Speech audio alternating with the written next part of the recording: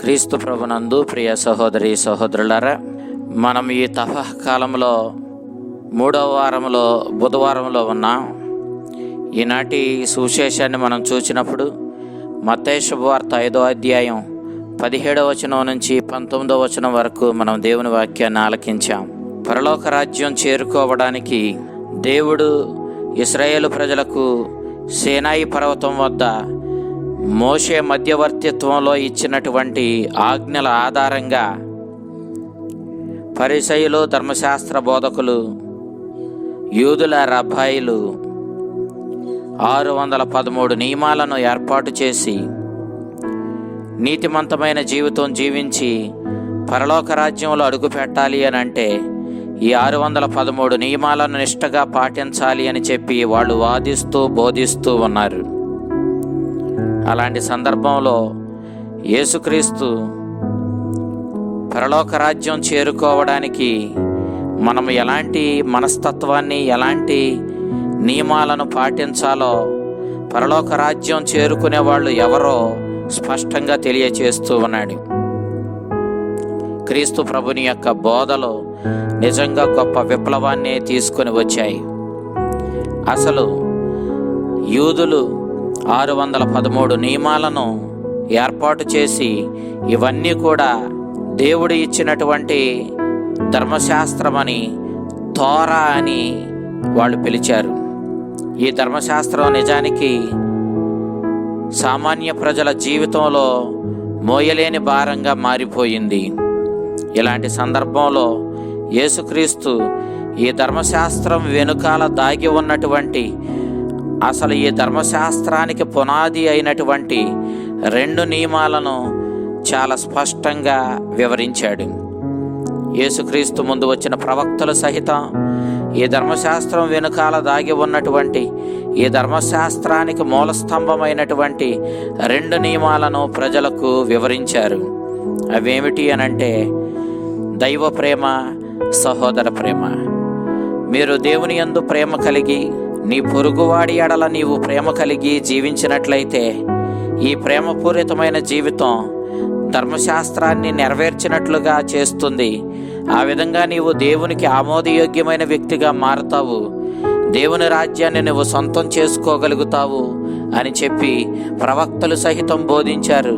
కానీ ఈ ప్రవక్తల బోధలకు ఇష్టపడనటువంటి మత పెద్దలు, రాజకీయ నాయకులు వీళ్ళందరూ ప్రవక్తలను హింసించారు, కొందరిని కొట్టి చంపారు. అయినప్పటికీ వాళ్ళు చేసినటువంటి ఆ బోధ వాస్తవమని క్రీస్తు ఈనాడు స్పష్టంగా తెలియచేస్తూ ఉన్నాడు. ఈ సందర్భంలో పరిసయ్యులు, ధర్మశాస్త్ర బోధకులు యేసుక్రీస్తు ధర్మశాస్త్రాన్ని, ప్రవక్తల ప్రబోధాలను రద్దు చేయడానికి వచ్చాడని అతని మీద నేరం మోపారు. ఆ సందర్భంలో యేసుక్రీస్తు, నేను వచ్చినది ప్రవక్తల ప్రవచనాలను, ధర్మశాస్త్రాన్ని రద్దు చేయడానికి కాదు, వాటిని సంపూర్ణమనర్చడానికే నేను వచ్చానని చెప్పి యేసుక్రీస్తు స్పష్టంగా తెలియచేస్తూ ఉన్నాడు.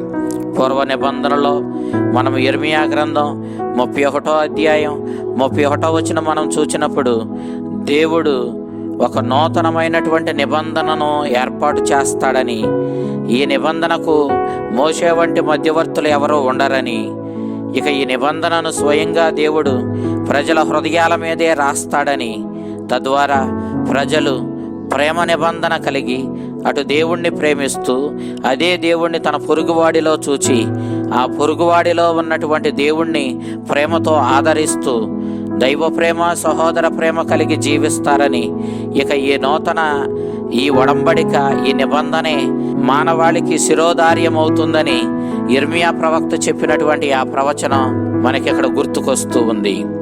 పరలోక భూలోకాలు గతించిపోతాయి గాని ధర్మశాస్త్రంలోని ఒక అల్పాక్షరమైనను ఒక పొల్లైనను వ్యర్థంగాక అంతయు నెరవేరి తీరుతుందని యేసుక్రీస్తు స్పష్టంగా తెలియచేశాడు.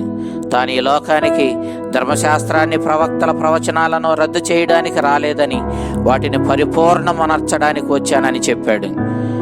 ఆనాడు పరిసయ్యులు, ధర్మశాస్త్ర బోధకులు ఈ నియమాలను చాలా కఠినంగా పాటించుకుంటూ ఈ నియమాల వెనుక దాగి ఉన్నటువంటి ప్రేమను అశ్రద్ధ చేస్తూ జీవించారు. కాబట్టి వాళ్ళని హెచ్చరించి యేసుక్రీస్తు సరిచేస్తున్నాడే తప్ప ధర్మశాస్త్రపు మూలమైనటువంటి ప్రేమ సందేశాన్ని బోధిస్తున్నాడే తప్ప ధర్మశాస్త్రాన్ని అతడు రద్దు చేయడం లేదు అన్న సత్యాన్ని ఇక్కడ మనం స్పష్టంగా గ్రహించవలసిన వాళ్ళమై ఉన్నాం. కాబట్టి ఎవడు ఈ ఆజ్ఞలలో, ఈ ధర్మశాస్త్రం చెప్పేటటువంటి ఈ శాసనాలలో ఏ అత్యల్పమైన దానినైనను భంగపరిచి అట్లు జనులకు బోధిస్తాడో అట్టివాడు పరలోక రాజ్యంలో అల్పుడిగా పరిగణించబడతాడు. కానీ ఈ ధర్మశాస్త్రాన్ని ఎవడైతే బోధించి ప్రజలకు తెలియపరిచి ఆ ప్రజలు దానికి అనుగుణంగా జీవించేలా చేస్తారో వాడు పరలోకంలో అత్యధికుడిగా పరిగణించబడతాడని ప్రభువు చెబుతా ఉన్నాడు. ఈ విధంగా తాను ధర్మశాస్త్రాన్ని, ప్రవక్తల ప్రబోధాలను రద్దు చేయడానికి రాలేదని, వాటిని పరిపూర్ణమునర్చడానికి వచ్చానని, ఈ ధర్మశాస్త్రము, ప్రవక్తల ప్రబోధాలన్నీ కూడా ప్రేమాజ్ఞ అనే పునాది మీదే నిర్మించబడ్డాయని, కాబట్టి ఆజ్ఞలుగా పాటించడం కంటే ఆజ్ఞల వెనుకాలన్నటువంటి ప్రేమను పాటించడమే ముఖ్యమని క్రీస్తు ఈనాడు మనందరికీ ప్రబోధిస్తూ ఉన్నాడు. మనము ఈ ధర్మశాస్త్రం యొక్క, ప్రవక్తల ప్రబోధముల యొక్క పునాది అయినటువంటి ప్రేమను మన జీవితంలోనికి స్వీకరించి ఆ ప్రేమను మన జీవితంలో పాటించి మన జీవితాలను ధన్యం చేసుకుందాం. పరలోక రాజ్యంలో అత్యధికుడిగా పరిగణించబడి మనము మన జీవితాలను సార్థకం చేసుకుందాం. ఆ చలని ప్రభువు తన జ్ఞానాన్ని, తన శక్తిని మనకిచ్చి ధర్మశాస్త్రము, ప్రవక్తల ప్రబోధాలకు అనుగుణంగా వాటన్నిటినీ పరిపూర్ణమునర్చుచు మనకు ప్రేమ సందేశాన్ని బోధించిన క్రీస్తుని ప్రేమకు సాక్షులుగా, ఆ ప్రేమను జీవితంలో పాటించే వ్యక్తులుగా జీవించి మన జీవితాలను ధన్యం చేసుకుందాం. పరలోక రాజ్యములో గొప్పవారిగా పరిగణింపబడి మన జీవితాలను సార్థకమనర్చుకుందాం. ఆ చల్లని ప్రభు తన ప్రేమతో మనల్ని నింపి సర్వదా మనల్ని కాచి కాపాడునుగాక. ఆమేన్.